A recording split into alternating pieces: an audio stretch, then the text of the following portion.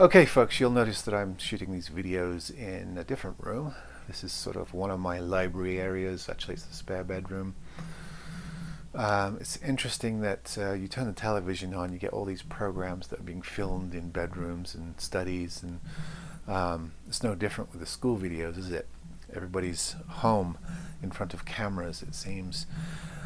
Speaking of which, hopefully you've had a chance to watch a part of at least half of the film, or the whole thing. So I'll talk about the plot just in case there's any difficulty with determining it. I think the most challenging thing is working through a very large dramatis personae, or cast of characters, and getting the names down. So I've made some notes on Act 1 and Act 2.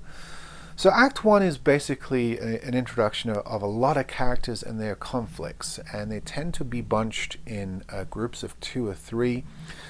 We have the Mrs. Ravanevsky Lubayov Andreevna, and of course she's often referred to by her formal name as well as her familiar name, and you kind of have to work out that a lot of these characters have 2 different names. That's a very Russian thing. Arriving at her family estate after 5 years of leaving it, and she's sort of brought back by Anya, her daughter. We learn through conversations and through dialogue that she's lost her husband and her only son, and her adopted daughter Varya has been managing the estate while she's been gone, and seems to be a very competent manager, somebody who takes her job very, very seriously, perhaps too seriously. And that this estate is falling into poverty because they can't pay their debts. So they're a victim of a changing Russian society, and this is happening all over Europe as well. If you read anything from the 19th, 20th century written by English or European authors, this class struggle, this change in social makeup is the central focus of a lot of the literature of this period. So Chekhov is not alone in these obsessions. And of course we learn that the beautiful cherry orchard, which is a beautiful picturesque symbol throughout the play, is really a metaphor for old Russia. The Russia that's been bequeathed to them. Their wealth has been handed down. They've inherited their status. And it's all being challenged. It's all about to be cut down. And we know 11 years later, 13 years after the first production of this play, comes the Russian Revolution, the great leveler in societal class systems. And so the cherry orchard is a symbol of change. And a very unpleasant one, because the thought of such a beautiful thing being chopped down to make apartments, holiday maker apartments, seems vulgar to us. But it's, at this particular period, you had to imagine acres of pristine land was developed.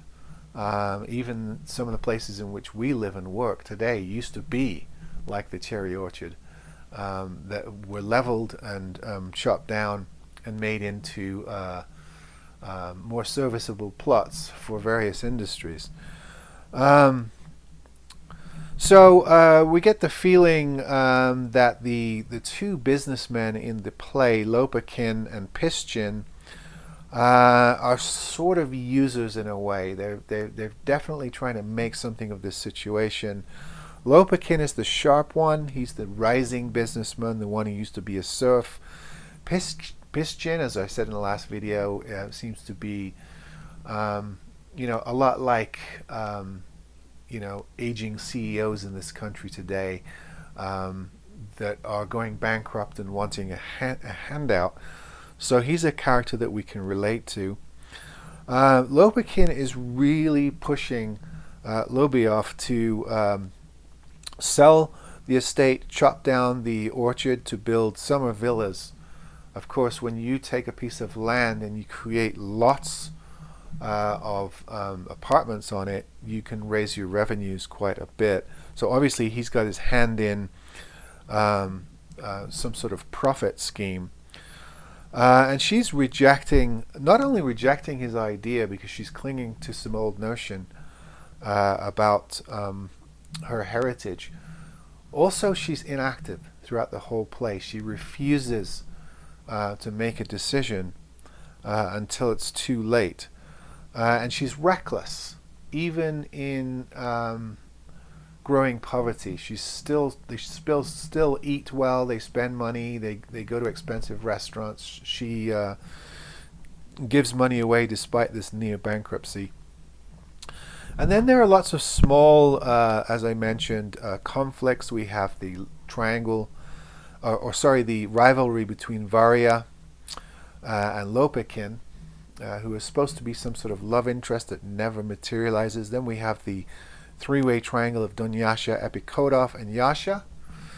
And then we have this little intrigue between Anya, who's the daughter, the princess, so to speak, the one who would inherit the estate if things were to stay normal, and this student character, Peter Trofimov, who also is a symbol of the future Russia. I mean, the rise of the intellectual as a sort of social class is something to be seen in this period as well.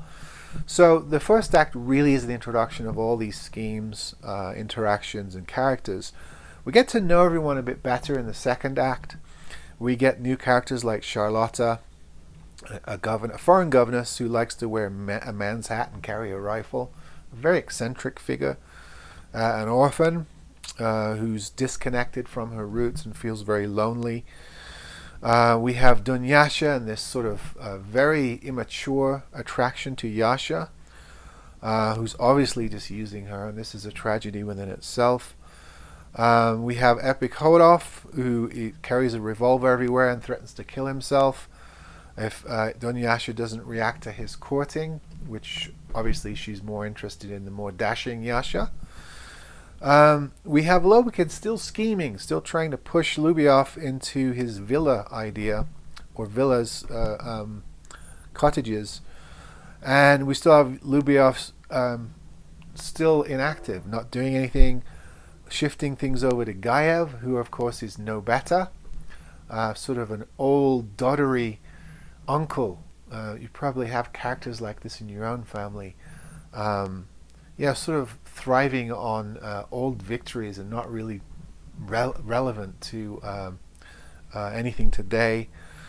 And of course we have instances of Lubyov's inability to change with the times. The great scene where the beggar comes along and she instead of giving him silver, which would have been your small change in your purse, she gives him a gold coin, which she can't really afford to give him. So even though she is an elite, there is a good quality to her. She's obviously taking care of the people on her estate, and she's used to being somewhat generous, and of course not in a position to continue doing that. Then we have this interesting interlude with Trofimov, who gives this long speech, almost like a Shakespearean soliloquy, about how idle people are, and even intellectuals don't do anything. Nobody knows the value of real work. Ironically, he's a student, and he is not working. He's he hasn't even graduated. So there's a sort of irony to his character as well. And then the apparent attraction between Anya and Trofimov, which on a physical level he considers a vulgarity. So he's so caught up in very modern ideas about society, about love, about friendship, that he looks past the clear attraction of Anya and sort of persuades her to coming over to his side and leaving the cherry orchard and the past, embracing some sort of future. It's unclear what that future will hold for these two characters, and I think that's done on purpose. And the play leaves at this point, and the Act 3 and 4 really move the plot a lot quicker. In Act 3, you're going to have the night of the auction, the Ravenskys' party, And then, sort of a resolution to some of these little love triangles, or non-resolutions, as in some cases.